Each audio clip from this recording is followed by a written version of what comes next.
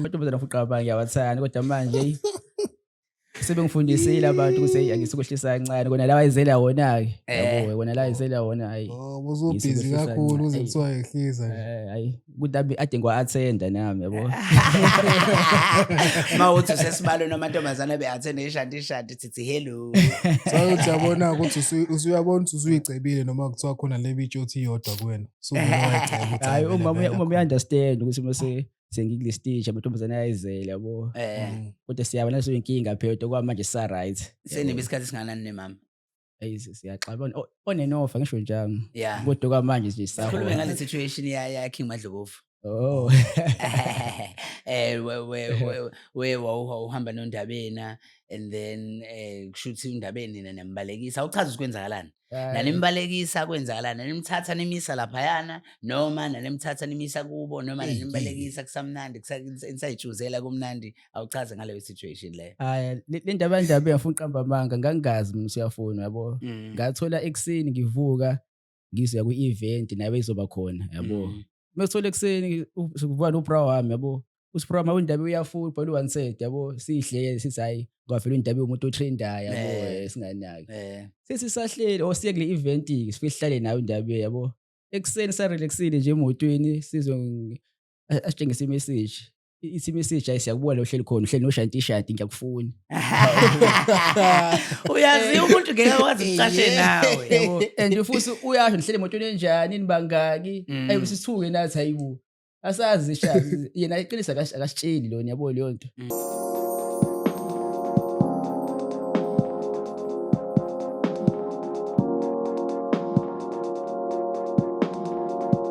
Hola bafethu and welcome to On Point with Sandy Nene season 2 the influencer season. Well namhlanje ke sihleli naye uShanti. Niyazi ukuthi ngihlezi ngahambi ngento ngihamba noSihle Chiliza. Sike sanyamalala khona izinto ebesibhizi ngazo esizenzayo sihle uzochaza ukuthi benzani nami uzochaza ukuthi ngenzani.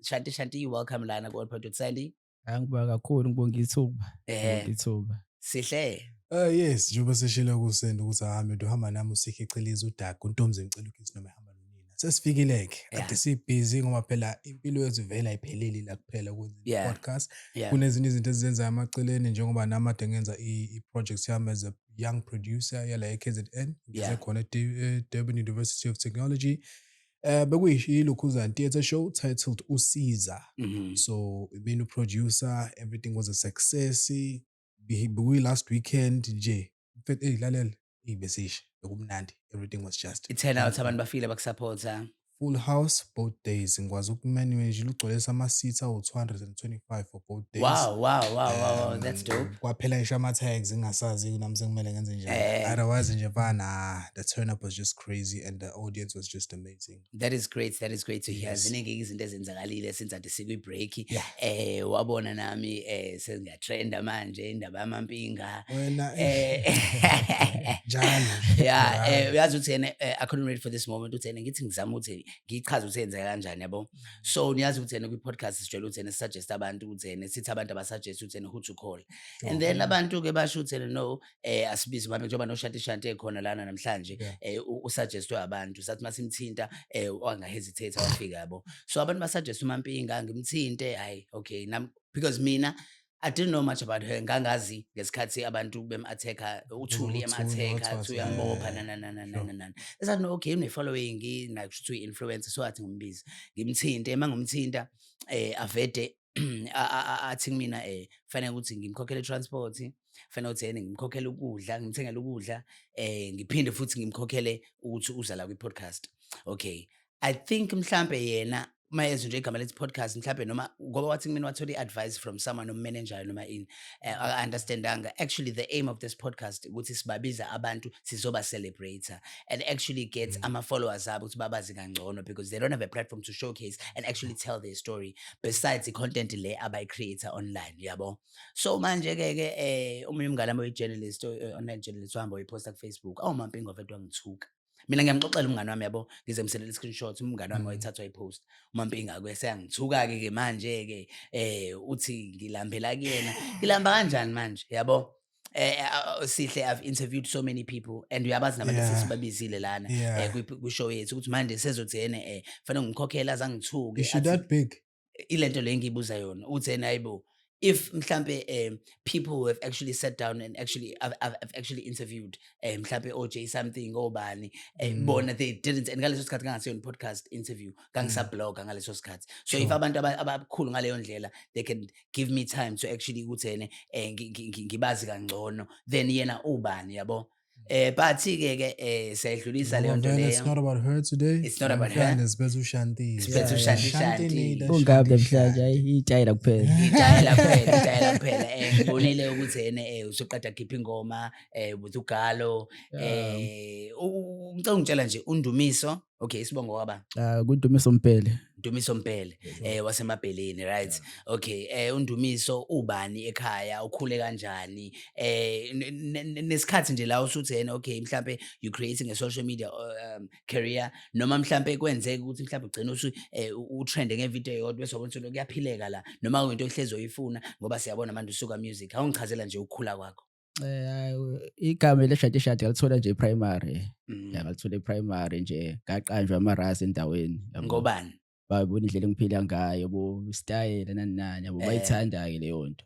Kwase kwathi ngo2024 ngoNovember bangihlohla nje roundini basangiqala icontent leto into yami yabo. November nini? November 2024. 2024. And okay, by that time mhlawumbe una followers abangaki? Ngaqala nje ekuqaleni kodwa i-account yami ya TikTok yayina mhlawumbe 2000 followers. Kodwa ukuthi ngangenza i-content ngaleso sikhathi. So lento yake itayela waqala usase primary. Indlela esikhule ngayo lokushini yabo ukuthi siyachumelana amajita emihlisi abangani yabo. Into kanjalo futhi bathanda nje style sami ke mina yabo.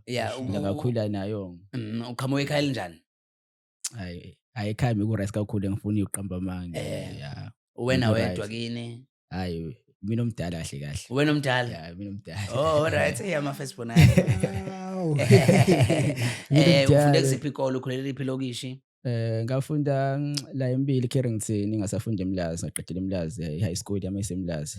Ukukhula ngikhwele nje eMlazi nje ngazalwa eMlazi ngakhwela eMlazi. Abanye phela yazi ukuthi lento le social media nama content creators yakhombisa abangani bethu asithiyekile sicabanga ukuthi abaseMlazi. Shanti abanye bacabanga ukuthi yena wakaMashu, abanye bacabanga ukuthi yena wakaMakhutha because those are the places that abantu bejole ukuthi bakubona kuzona ku social media. Yana singibhekanile naleyo nkinga leyo. Abanye nje bathi wakaMashu, abanye bangikhomba kuyilamuntu.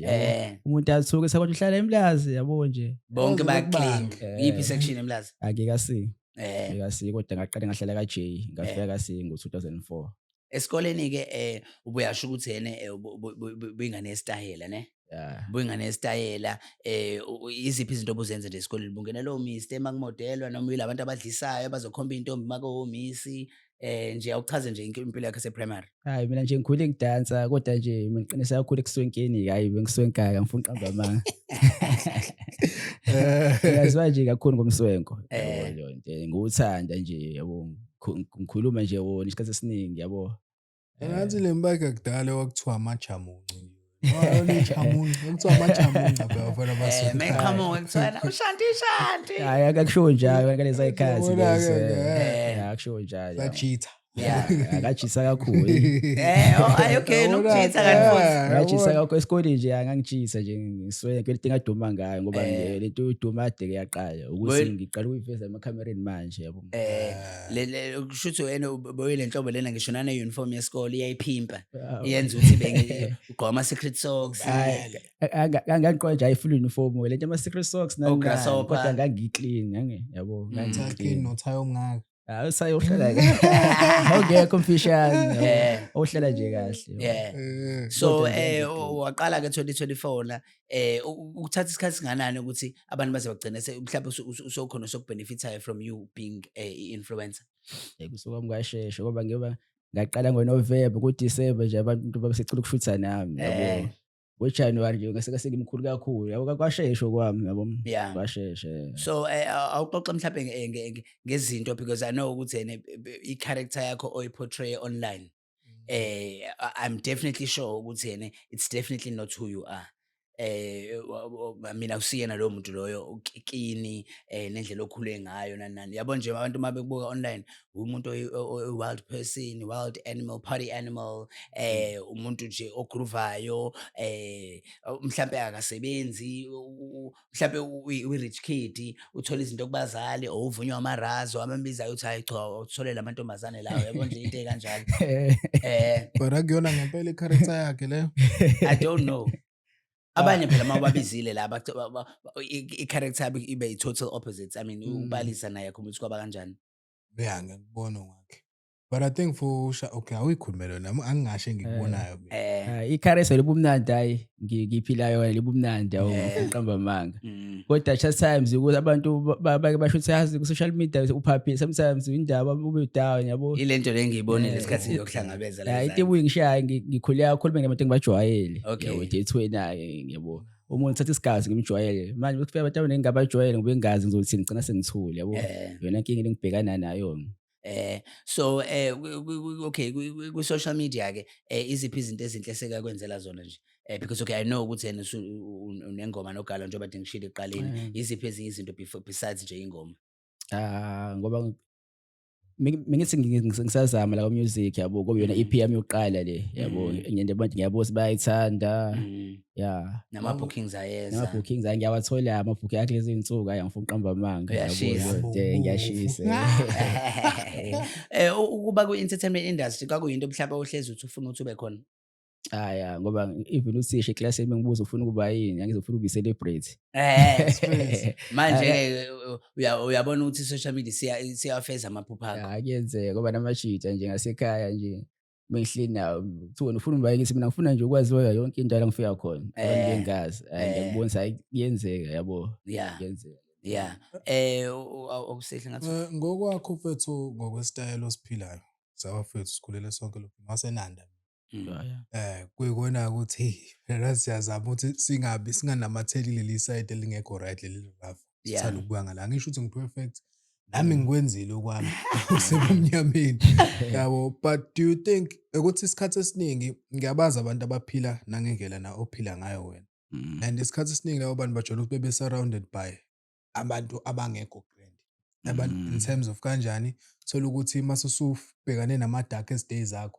abasekho bayanyamalala but mase ngazuthi usuwuntanswemvu usunaleyo ushayina ekhona bayakusondela kulesi sigaba okusona njengamanje uma ucabanga wonke umuntu uzwana nawe ngey'nhloso ezinhle noma ukhona labona khona uthi la manje kuthiwa nje ziyangiwela yonke lento le ngavele ishabalala hayi bakhona abantu abanjalo ngoba even nami ngiqeqhotshe kukayiqali laba babesebedumile nje kukhona ku-TikTok ku-social media bengibacela ukuthi bengiphathi nami yabo babengavumi kodwa manje sengibona beza kumina bayabona ukuthi yena uyadonsa babona no sengiyasho ukuthi exactly yona point ebengizama ukuyibeka because ngiyabazi abantu banjani bayayuzana yabo khona abantu abafike bekudoubt bekujudge ukuthi umuntu kanjani but once babona ukuthi kune-benefit ekhona lapha sisondelane naye yabo and leyo nto ngijwayele ukuthi ibe yingozi ke for abantu abafana njengathi ababehamba ne-night life nani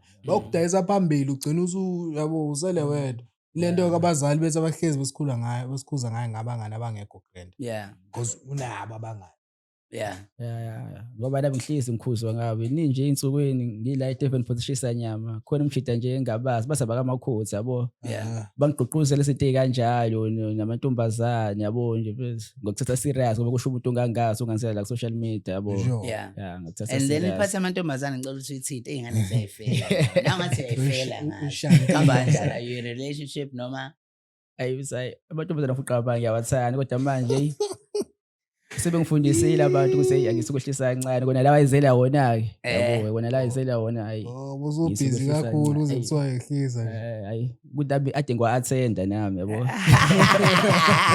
uma uthi usesibalo namantombazane be-athenda ishadi thithi hello sauthi yabona ukuthi usuyabona ukuthi usuyicebile noma kuthiwa khona le bitch othi iyodwa kuwena hayi uma uyi-understand ukuthi mase sengikule stage amantombazane ayayizela yabo kodwa siyabona naso inkinga phela kwamanje sa right senibe isikhathi singanani nemama siyaxabana on and off ngisho njalo Yeah. kodwa kwamanje nje sa-on. Yeah. Because engikwazi yabo first ka-entertainment ekunzima uthola ukuthi uyajola ku-relationship eqondile. kunzima. Ngoba manje umuntu wakho kukancane ukuthi understand ukuthi you are surrounded by abantu besifazane. Leyo into bethu ongeke uzoyicontrol. Yeah. Kwama-event bawuhlezi bekhona and vele umuntu ohlezi ekhona ama-events. It's not like uzofika ucele laphana kwi-host ukuthi ngicela kube khona amajida kuphela namhlanje. Yeah. Obviously, even nama-promoters, if i-event izoba nama-cherry, iyona into edonsa amajida. Yabo. Manje noma ulaphana usurround u5 wonke laphana ubhizi uyamemezwa entertain abantu akukhokhela shanti yabo leyo nto leyo imama lakho lizothini. Yabo. So I think kumele ugcine usuthole mfethu umuntu oku-understandayo which is very rare. Noma mhlambe kumthatha isikhathi konje nawe sewaba nenkinga kanjalo. Yabo. So kuba nzima mfethu ukujola yabo uma kulumkakho wena akawe ma. Awunzima kakhulu kodwa ngoba sesinesikhathi wangazi nje ngokaqala lento ye-content yabo ngale ngiphusha naye ke. Kodwa waqala wangathanda. Waqala ngathanda. Wangixeka. Ukuthi nabantu sebendoda yakho sebepostile indoda yakho ya trend. Ekhaya bona bayithatha kanjani lento le? Ayoba ujabule kakhulu kuma. Kade sakubona ukuthi umfana kamama. Nali time liyajabule kakhulu yabo. Libona phela ukuthi sengidubele bangazi yabo sengakwazi ukuveza okuncane ekhaya izinto ekanjalo. Ayingcono uma uphinde uveze. Asikhulume ngale situation ya King Madlovu. Oh. We uhamba noNdabeni and then kushuthi uNdabeni nembalekisa awuchaza ukwenzakalani nanembalekisa kwenzakalani nanemthatha nemisa lapha yana noma nanemthatha nemisa kubo noma nanembalekisa kusamnandi kusayijuzela kumnandi awuchaza ngale situation le. Le ndaba yafuna uqamba amanga ngangazi mina siyafuna yabo ngathola ekseni ngivuka ngizoya ku-event nawe izoba khona yabo. Mesithola ekseni ukuvana ubra wami yabo uSprama uNdaba uyafuna ubhala u-one set yabo sihlele sithi hayi ngavela uNdaba umuntu otrendayo yabo singanaki sesisahlele siye kule event ke sifike sihlale nawe uNdaba yabo ekseni sa relaxile nje emotweni asitshengisa imessage ithi message ayisiyakubona uhleli khona uhleli noshanti ngiyakufuna. Uyazi umuntu ngeke akwazi ukucashe nawe yabo and futhi uyasho nihlele emotweni enjani nibangaki ayibo sithuke nathi hayibo asazi ishazi yena iqinisa akasitsheli lona yabo leyo nto. Emva kalokho bese sayibe Indaba siyahamba asicela ukuhamba nathi simshiye kephi imlazi kubo yabo ngoba kusondelene ekhaya nakubo yabo leyo nto. Sithi okay kodwa thina soqala kephi la eBonele yabo bona isho ukuthi ngisemene sishaya lapha eBonele sipromote indawo yabo.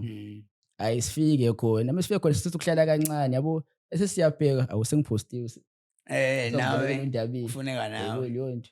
Hayi qali lapho kufone uGhost yabo athi asimhambise uNdaba yabo leyo simhambise kuyena yabo. Then lapho uMadlovu siyasilandela ke yena. Aqala lapho singambhalele kodwa manje ithi ngixaya ngibaleka kanjalo phela ngangilive yabo leyo nto. Manje aningalalanga Ukadansi kakhulu ngasuku dansi kakhulu. Bemake ngoba nawe waphelele evenini lapha ngapha phela mefika ngoba uNdaba sabe samisa kubo straight yabo mefika uMadlovu akabuza uyangixavuni yabo ufuna ufita nawe kubo kaNdaba. Ngisakhuluma naye nomzali nabazali bakhe ukuthi hayi mina leso ngimbalekisile nangu la yabo leyo nto. Sasakhuluma lokho lifika iveni lakhe lelibomvu ayangibamba ngixavuni aphinda angifake kulona aphinda angikhiphe futhi angibuyisele ku7 seater lo sasihamba ngawo athatha uNdaba kuphela.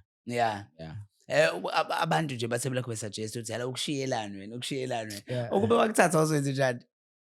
Kangeluso ngithatha ekhaya bengeke bayivume leyo nto. Babengeke bevume. Phela ngithi kudingakala ipermission yabazali.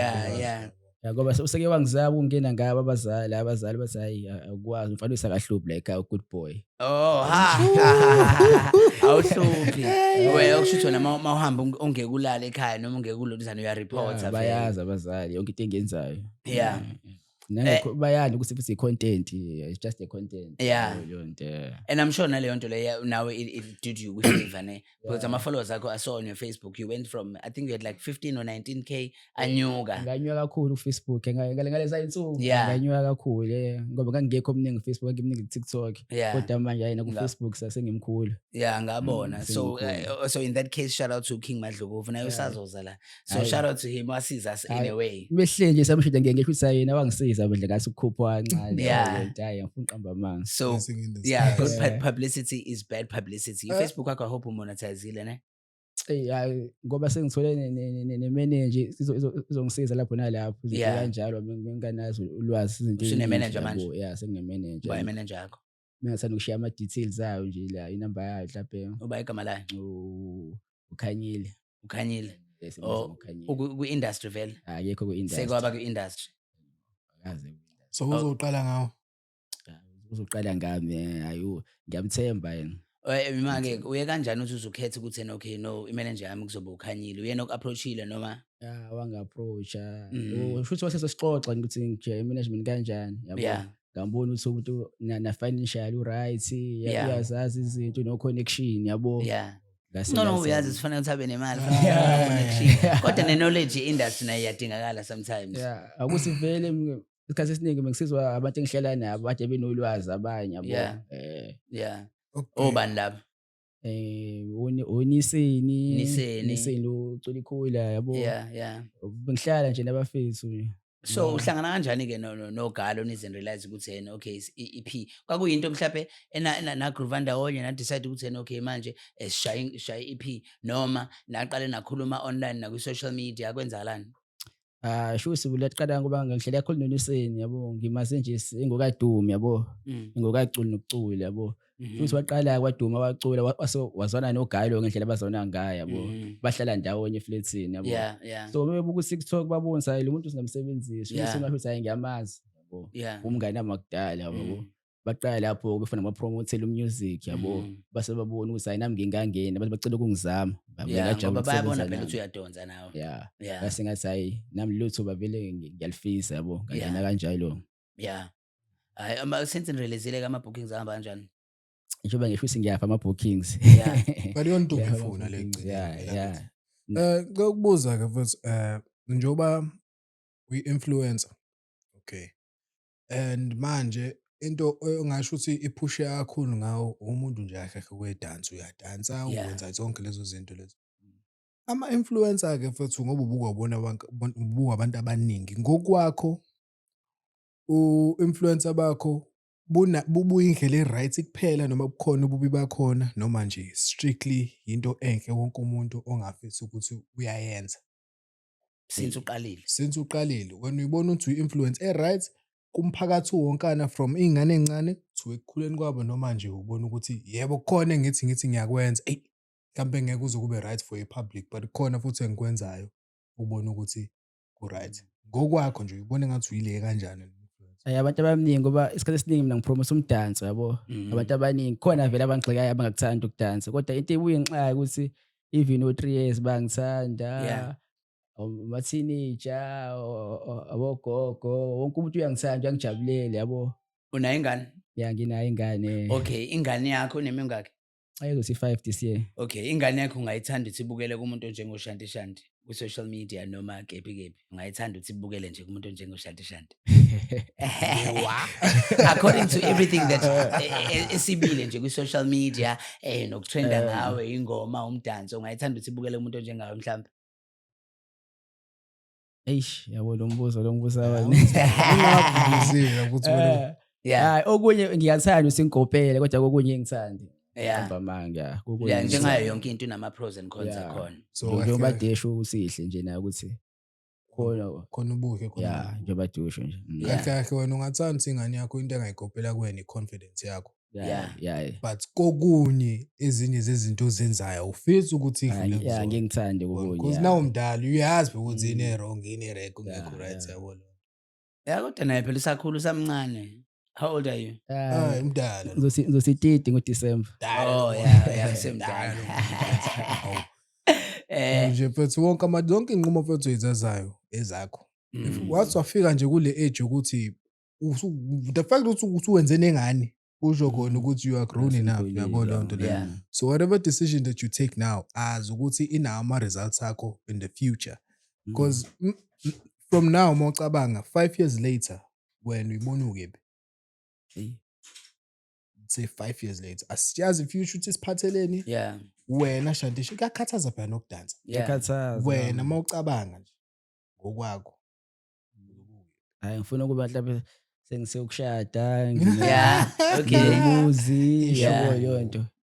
For sure namabhizinisi eqeleni because Namabhizinisi since ngoba, manje phela wenza ubhizi wenza lokho yeah. wenza lokho, you can't be like promoting dance Yeah. for uzufike Kahle kahle mhlawumbe. ngiyafisa nje ukuthi ingifakele imali yabo ngise ngifika lapho mhlawumbe sengisevile Yeah. kanjalo senginamabhizinisi okwamanje nje ngase ngingagijima nje yabo. Yeah. So kuba ubungekho entertainment abini oyenzayo. Ukuthi mina even esikoleni ngangifuna nje ukuthi businessman ngifuna ube celebrate yona into Okay. engisho nje empilweni yami yabo into engiyithanda. Mase kuthiwa une-1,000,000 manje qala ibhizinisi liphi ungaliqala?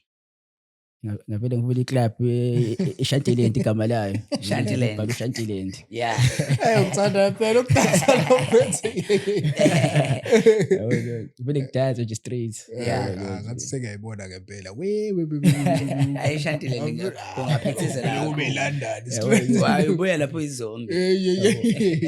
Noma mhlawumbe ngithole usayishisa nyama khawashi ngithenga Yeah. business kanjalo yabo Yeah. leyo nto, yeah. I'm sure phela even like yabo since une-following engaka and uhlezi utrenda ngento ethize in khona la osekwatrenda khona washo ukuthi ena ish hawe ma angazi ukuthi ngithina ufuna ukuphendula ama-calls awufuna ukwenzani awuxoxe ngaleyo situation ikhona iyona yiphi and wadila kanjani nayo? Hayi ikhona yabo ngoba nje ngaqale ngadunyiswa ingane ethi usanda ngala kamasho sandikhe hayi ngaleso suku ke ngangiqala ukubona ifoni notification Kwenzakalani? ngathi iyajaba ifoni ngene ama message left and right ngayibuza ngaze ngamkhulu ubuya yabo leyo nto. Nalo isimo samadlokovu naso Kwakwenzakala le situation le ntombazane kamasho? hayi indlela yasho ukuthi yangipromote ngayo yabo I-influencer nayo? influencer yakupromotha yathini? engipromote nje ngoba lapha ngisayiqala kodwa ngisale ama-video hlapa u6 Eh. ngaleso sikhathi kodwa sengiqala abantu bengazi yabo Eh, yasho ukuthi khona ushanti yosemlaza uma yakhalela nje angithakazela eh, bese abantu bafuna ukubona hayi ubani lo shanti yabo Bani, leyo nto bakubheka. ngayibona ngikhuphuka kakhulu yabo yeah, kodwa lokho babeza kumina ngokusakuhle kuphela yabo Yeah. lokho amadlokovu kwasekushintsha ukhona bese bengixeka bese Bexeka. ubaleka nomuntu kuba yonke, kanjalo. yabo Yeah, leyo nto. yeah, Ilapha thola khona ama-challenges lokho amadlokovu ngoba abanye babengicindezela yeah. kodwa ngakwazi ukuphuma ngi-right. Udila kanjani ne-backlash ifethu ukugxekwa? Kusabantu abaningi sometimes inhliziyo zethu nama-emotions zethu ayasihlula ukuthi siyihandlishe leyo nto. I-backlash abantu besigxeka besikhomba ngo-7 Yeah. ama-death threats ngalana abantu zokubamba usijwayela kabi iy'ngane zesikanjani njani. Wena-ke ushanti uma uthola izinto ey'kanjalo cause ngiyazi ukuthi uvesane kube ngazi ukuthi usendaweni yakho wedwa ubumnyama udila kanjani ukuze ukwazi ukuphuma kuleyo dark cloud ubuyele back to lo buwena obubuwena namhlanje. Kuthi isikhathi esiningi umuntu engimnakayo umuntu osho okuhle kumina yabo Yeah. okhuluma okubi angifuna uqamanga imsathe ngisho umsatheni ngiyayitholela nje ngimbuke yabo nanokuthi-ke abantu engihlala nabo bangigqugquzela yabo abantu nje aba-close kumina abangani bami nobhuti bami yabo bengitshela nje nami lento engiyibonayo yabo ukuthi hayi ungabanaki abantu kanje wena enza kanje yabo ungaswena uyimisele ngokuthi ekugcina ube mngaka enza kanje uzama ukuba professional yabo nangalela izinto ey'kanjalo. Ngikade ngikuzwe lokho ubhizi ubala obhuti bakho abantu ophila nabo, so abantu asebekhulile labo abantu bakwi-industry ungababala ukuthi abantu esibaziyo Abantu mhlawumbe abangekho kwi-industry Abantu yabo. abangekho kwi-industry. Abangayithandi nje ikhamera. abangayithandi ikhamera Yeah. or amarazo nje angasekhaya akhulisayo. Ngikhulisayo ngoba for i-content ngisiziwe nje kakhulu yabo abantu seba-right kwaba makubo yabo abantu abanamabhizinisi Mhlawumbe ngase-rounding makumele ukuthi bangisapotha uhambe, yabo leyo nto transport ukuze i-content yami nje ihlezi iqinile yabo bengisizwa Yeah. abantu nje kakhulu abangani bami ngihlala nabo Yeah. yabo leyo nto. ya kubalulekile ukuthi umuntu ahleze benabangani aba-right futhi-ke mostly for people abakwi-media industry or influencing or whatever kubalulekile ukuthi ukhiphe close laba abangekho nhlobo kule nto leyo yenzayo ngoba phela ngathi zigcine senibanga. Yeah. Ngoba nalaba babengixeka manje mase besondela ngibabuka ngelinye ihlezi eqaphelile. Fanele ukuthi Ah, baqaphele nina niqaphela ubale nje the top 5 content creators owavumile washo ukuthi ubukela kubona uyafisa ukuthi mhlawumbe indlela sebekhule ngayo kwi-industry ufisa ukuthi ufane njengabo. Hayi ngingasho nje ngithanda isibindi sa-Owen Owen Zithe. Zithe, yeah. Hayi lamjida lo ugxeke kakhulu yabo kube komunye umuntu bese uhluleka. Yeah, Bese yeah. uhluleka yabo leyo nto. Uyasimela istori sakhe. Kodwa nje mfethu awuyimeli into yakhe yabo usemkhulu ngiyabukela kuyena yabo Yeah. ngisho njalo isibindi sakhe nje nokuyithemba kwakhe yabo. Shout out to Owen Zitha. Yabo leyo nto. Yes. Bese kuzoba ke usesendikhisi lisade ngimusho Yeah. yabo hayi. Ngimthenjiswa nje ukuthi hayi nayo linyusa kakhulu igama lami yabo. Yeah. Yeah, sisazwana uyakholelwa kumina yabo. Yeah. Sure. Yeah. All right. Number Yeah. 3. Kuzobe ubhuti umdala uKing Cash. Okay. King Cash. Yeah. Hawu King Cash la ngisajisa ukuthi hlezi nje sixoxa yabo naye ngitshela ukuthi uyasithanda isitayela sami. Yeah. And ngiyambuya naye ukuthi awusehlanganise kakhulu yabo leyo nto Yeah, ngiyamrespecta sure. naye. Yeah. Ngiyamrespecta. And then number 4. Owes4 Thando Committee. Thando Committee. Yeah, Thando Yeah, Committee. yeah. Ngimvume kakhulu yabo uyena nje ongihlekisa kakhulu yabo ama-video akhe ngiyamlandela Yeah. yabo nje Ne-lifestyle ngiyasho ukuthi, yakhe. yeah. Okugcina. Okugcina ngingabala uShemza. Okay. Shemza, yeah. Yeah, bafethu sisahleli naye uShanti. By the way, sesikhohliwe sihle ukuthi sibonge kubantu abasizile ukuthi le show le ibukeke kakuhle. Siyabonga kakhulu kuIvati laphayana iVati Beverages owner usano wakho Malo, siyabonga kakhulu. Siyabonga futhi kuAsanda Sihle uMapholoba from Born to be Rich ukuthi yena akwazi ukuthi asigqokise nathi nesibe grand. Shanti. Kukhona ama brands useke mhlambe wasebenzisana nawo besides nje mhlambe releasing a song with uGalo noNiseni mapha ama brands mhlawumbe sowasebenzisana nawo khona ama brands asakuthinta mhlawumbe akuxhuma mhlawumbe ku-TikTok ukuthi okay sine campaign for wena ekanjena sifuna usenzele kanjeni seke wayenza imali besides ama gig lawa okuyo MC or Yeah. partnership Ama mhlawumbe uthola gig- izinto zamahala or ini Yeah, njengosithixo nje naye isithixo loyo ingube. shout out to Siphelele Duma. Naye-ke wanginika nje ithuba ukuthi hayi uma nganayo into engizoyiqoka ngidlule kuyena esitolo ngithathe ngibuze ngithathani yabo Ah, leyo nto. Yeah, shame he's been doing a great job nje Uyasiza bonke abantu lo abatrendayo Mtshata, lo ngoba nondabena naye so inhle kakhulu leyo nto leyo keep it up Sure. Siphelele Duma nawe sisadinga la Kuze Ehlala vena isenzo. ngekhathi zama-matric dance wabuya size ney'ntwana yabo ukuthi Yeah. ikwazi yabo Yeah. iqondanise. Yeah. Ziblind-ke iy'ngubo zakhe-ke. Sekwaya kule indawo yakhe le evuliwe lapha eNtuzuma. Hayi mengakaze-ke ngiye ngifuna ukuqamba amanga. Akakubhukhe. Angiyakaze yangibhuke kodwa hayi ekungisenkiseni-ke hayi usengisenkisi kakhulu. Alright, so Sithixo noba futhi umuntu No-Dr. Ben aseke wangiphusha naye. Dr. Ben. Seke Yeah, shout out to wangiphusha Dr. naye, Ben. wangifake nje ey'ntweni yabo leyo nto. Kanjani niwathiwe indlala ngiyamazi uyafana nentweni nami sengiyisebenzisana Ama-bookings lawa anzima uzongibhukha nabantu abaqinile yabo Yeah. leyo nto. Nobani Wednesday sekwayi. Ya Wednesday seke ngaya yabo nje igama lami nawe sekwalibeka nje kakhulu phezulu yabo ngihlalisa no Beast yabo nje Beast, yes. ngihlalisa nabantu nje abakhulu Yeah. yabo leyo nto. Yeah. Ubani owathi uhlangana naye phethu wanginika le feeling yokuthi angikholwa-ke ukuthi ngifile ukuthi uzokala abantu la. Ukuthi bonke labantu engikhulile ngifisa ukuhlala nabo manje sengihlala nabo nje baningi yabo leyo nto baningi Sure. kakhulu. Awubale nje mhlawumbe abawu2. Njenganje na uGalo, uDinji Pignazi, Right. uMadanoni baningi nje abafisi Yes. yabo baningi abafisi. Ama plans akho kulonyaka athini? Because ngiyazi ukuthi okay ingoma isiphumile, EP isiphumile, then what's next? Hayi ngase zokubamba kuwuthunga ngoba no-music nawo ngiyawuthanda and Yeah. abantu bangikhombisa uthando yabo ngiyafisa nje ukukhona ku-music Yeah. yabo ngoba naku-acting futhi ngiba nakho ukungibhika abafisi laba actor laba adumile ku-TikTok yabo bona ba- Content creation yeah lapho. bese ngizofika mhlawumbe bangidinga intweni yokuthi for i-acting ngifike nakhona ngibashela u-perfect yabo Oyibona bapha collaborate nabo. ngikolebhethile nalamshidela umlast gangster uLindo Yeah. zobe lamashidela abathi engasekhambanga kahle Oh yeah. Yeah. Oh, sure, ama-Trouble sure, sure. Twins Yeah. uShemza yabo nabanye sazosebenza nje nabanye uLithu Light Yeah. yabo no-Spiskit yabo nje mfisi abafisi abanankinga esikhulumayo nabo basho ukuthi hayi uma qhamuka into ey'torho enemali bazongibiza yabo leyo nto. Yeah. Yeah. So mhlawumbe seke wathola umuntu ofuna ukuthi collaborate nawe wena uyasho ukuthi ayingeke. Ngeke ngikwazi ukuthi yena ngicollaborate nalo muntu lo wanqaba kwakuyini reason mhlawumbe mawuthi ukhona.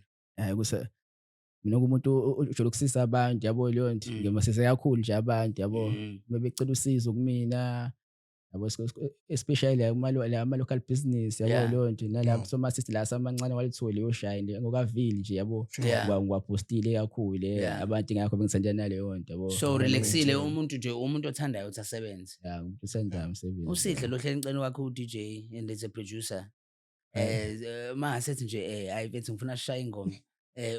Ungathini yini i-response yakho umuntu methi ufuna ukwenza something now yiziphi izinto oyibhekile ukubenefita kuzona? Hayi phela kuya ngokuthi assistant kangakanani yabo. Yeah. Ngokuthi assistant kangakanani yabo.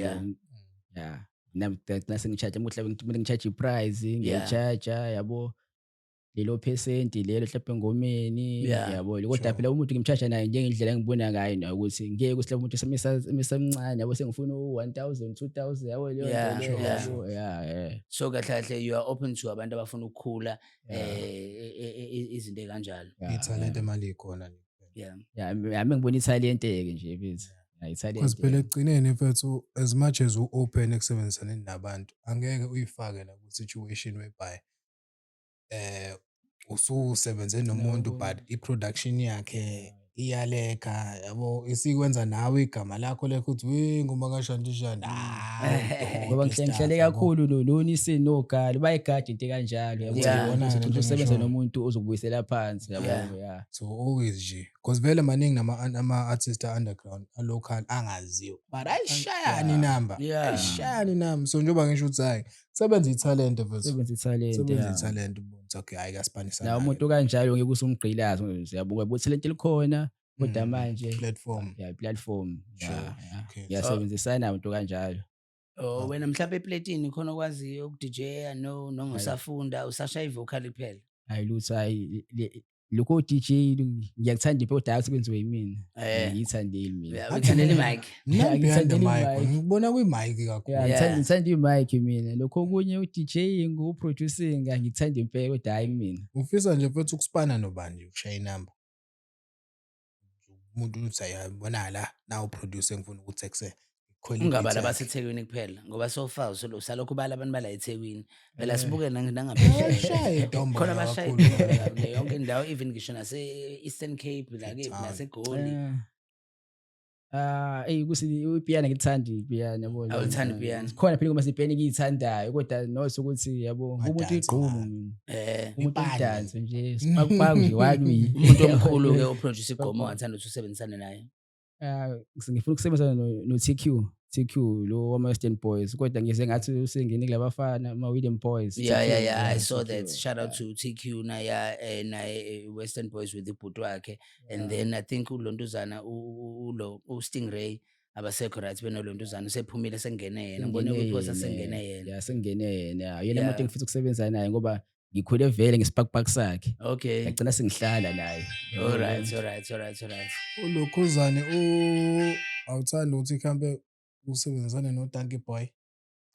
uDankie Boy ngifisa kakhulu yabo ngoba uDankie Boy kahle uyakhuluma noNiseni yabo uNiseni sewangithembisa usiya naye so studio kodwa agcina ngenzakanga yabo leyo nto kodwa umuntu engifisayo ayekho showcase ayekho umuntu afuna ukusebenzisa noBoy.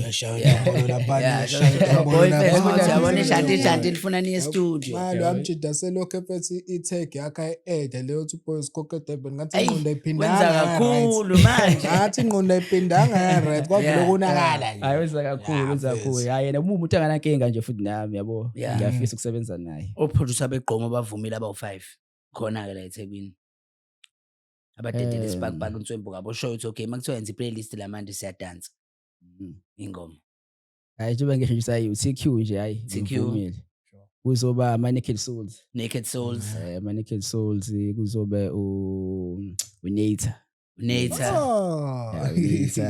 kuzoba nawo Stingray yeah kuba nje ukugcina kusibaningi labafethi bayenza le njalo nabanye bazosithatha indaba ngasibalanga nje okuzoba uMono Dali Mono Dali hayi bangenze kodwa baningi ngingabala kuze ngaze kufike ku-20 kuthiwa ngiyabala baningi kakhulu bayenza into yabo uyibaningi abantu abakhulu uthe washo stage nabo ibona baphi since ububhokhe kulama gig lawo? Umshunqisi, Yeah. uBeast, ubaba. Oh, uSixokazi Emba. uSixokazi, shout out to uSixokazi kade esilindisa umuntu wabhuti wami lo, yeah. uMagcaba, yabona. Magcaba, yeah. Nabo CQ seke ba perform Ngiyakhumbula ne-pool party. Khona i-pool party enaniyona. nabo CQ yabo nje mfethu. Yeah. Sengihlalile nje nabafethu yabo. Yeah. Basebenza nabo abami. Yeah, sihle. Awukho Oh, I know why. I mean, I think okuningi bekade ngifisa ukwazi ngikutholile because iwari yami I know ukuthi ama-artist anjengafethu ukuthi afesana nenkinga engakanani.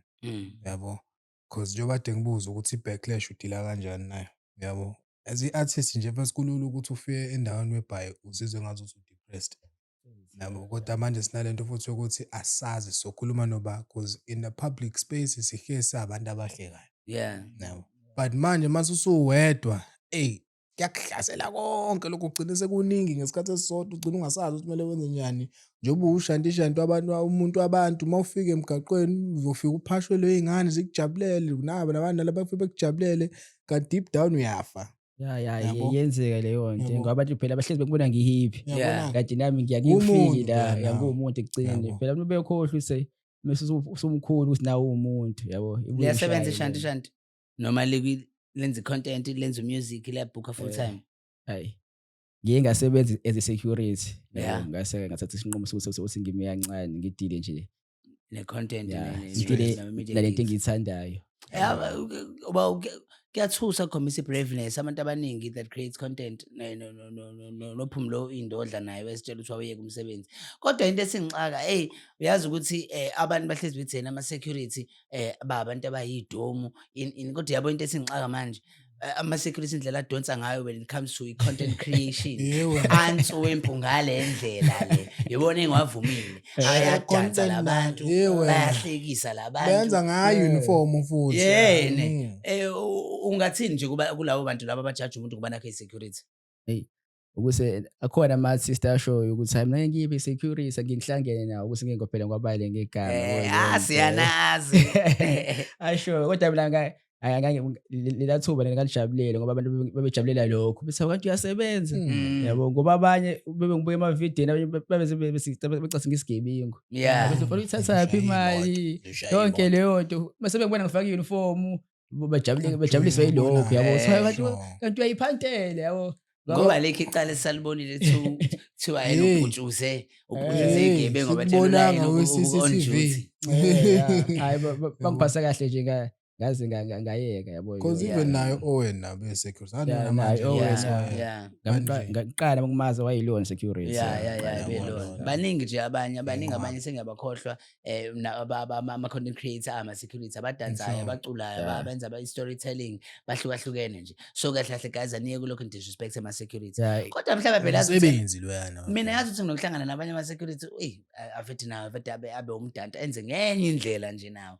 Kodwa ngisho ukuthi nayibo aphi lama-security akhulu kanje khona lawa akhulu ku-TikTok leyo ngobona yenza manje laba basuke bebe nenhliziyo ezimbi kanjena bebasonekindaba ukuthi sekwenze njani.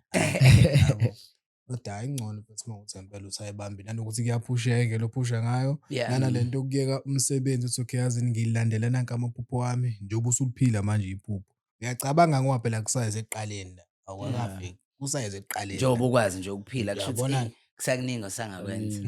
Once waqala sowaphuma out of Dubani uthosha igig okwamanje awaqhamuka amagig azongikhipha ngaphandle. Uyabona-ke kusazokwenzeka-ke. If you guys are looking to book uShanti Shanti to come and perform with his crew, please ngicela ukuthi nimbooke. He's available for ama-bookings, uzowakhipha ama-details uzobhukha kanjani towards the end of the show. Kodwa vele sesizoyivala kodwa nje ngicela ukuthi nimbooke. He's available for emceeing, he's available for appearances, he's available for ama-brand endorsements.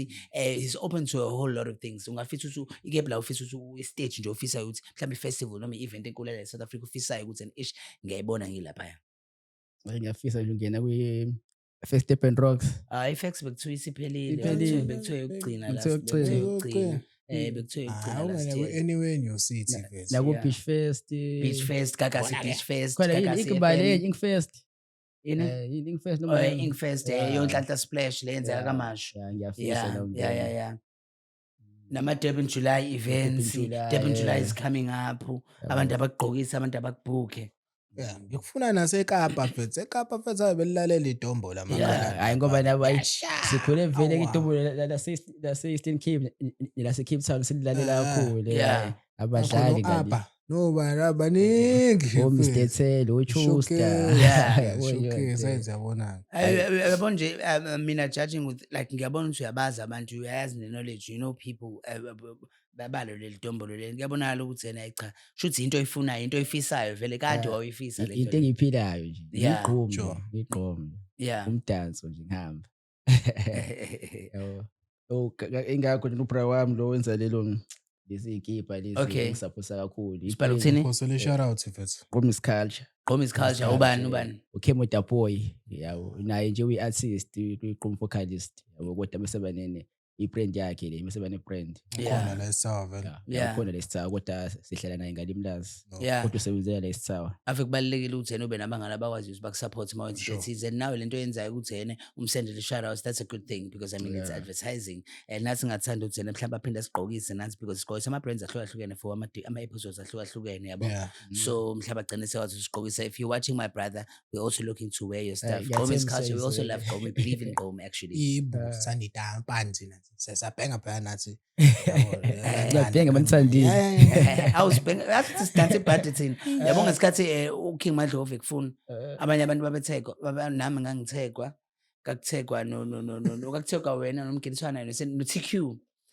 nawe TQ nawe ngitshela ukuthi Zolanda ngimtshela ukuthi ngizo-interview King Madlovu bathi TQ yena kusengenzeni mina sengivala yonke into ayi TQ uyawuthanda umdansi ade awuqali uthanda kakhulu ade awuqali bayihlula kwaye wena-ke kusho ukuthi hayi unzima kakhulu uThiki umdansi udedela sajuluvu adansi ibhadi ajithi ibhadi waziyeni impela ngibazi kahle waziyeni impela guys siyabonga kakhulu mfethu Shanti ukuthi yena uthathe lithuba nje ukuthi yena uhlale nathi abantu mhlawumbe emafunisene bakubhuke bafuna ukuthi yena okay no uShanti mfethu siyabona ukuthi umuntu relaxele sizwele istory sakhe utholala kanjani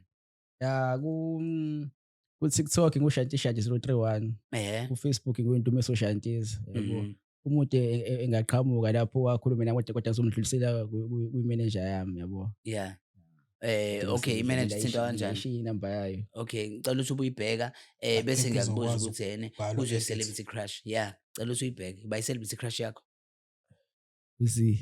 uzinqumalo no me understand uzinqumalo okay okay ngicela ubize inamba yemanager eyoqala ithi 069 472 799 no2 ekugcineni no2 ukhanyile loyo ngicela uyiphinde futhi ithi 069 472 799 yebo ukhanyile loyo uma ufuna ukuthi guys ni book Shanti are you free to say how much do you charge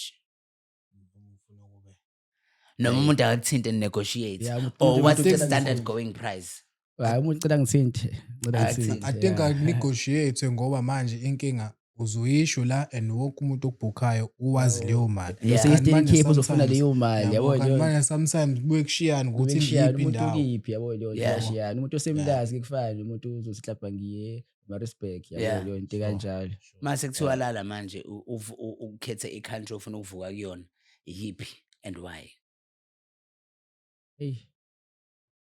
America why ngikhule nje vele ngithanda le lifestyle yakho labayiphilayo I'm sure nje eNew York wena wangala wena lokugala khona nje ngibuka ne hip hop ngilalela hip hop yabo yakhona kusakhona sa rap Rick Ross the lifestyle bayiphila nje ngiyithanda uthanda yonke into uthi bebuthele njengoba nathi sihleli ibuthelela ngithanda idayela nje ngithanda idayela sihle no I think okuningi sesicoverishile ngiyacabanga okunye obviously kushuthi sesokukhuluma eceleni personally but sikwazile ukumazi uShanti namhlanje sabona ukuthi ama goals akhe athini sabona ukuthi ukhule kanjani sabona ukuthi is a father of one Ona 6 ugirl nomboy. uboy Yeah. uthi 5 this year. Oh okay, uzothi 5 this year. Ufuna nalona uboy wakhe ukuthi afike angakhuli afane naye kepha athole i-confidence yakhe ubuyazi naye makhulu afana naye uzoba umzali onestress Uzobe sebalekisa abantu, uzobalekisa abantu. Amfuna uKing Madloko. uthanda amantombazane Yeah. we yabona Ufike weza kwi-podcast wathi ba-entertainile amanye.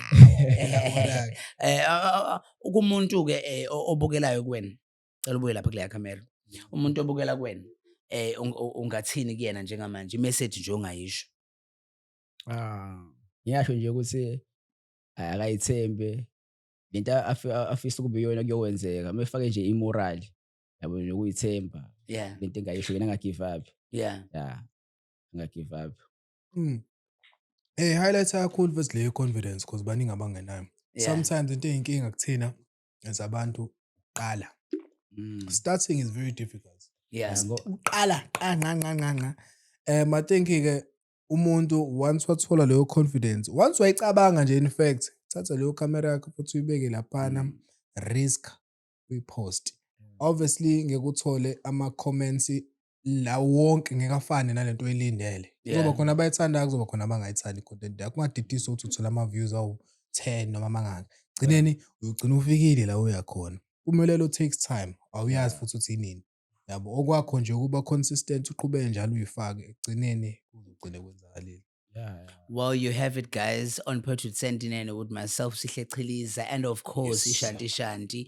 The influencer season sponsored by Ivati Beverages, Usano Kumalo Alapana Wamashu, and Asanda Way Born to Rich Clothing, proudly brought to you by in our popular studios. Shout outs. Thank you so much. Bonge.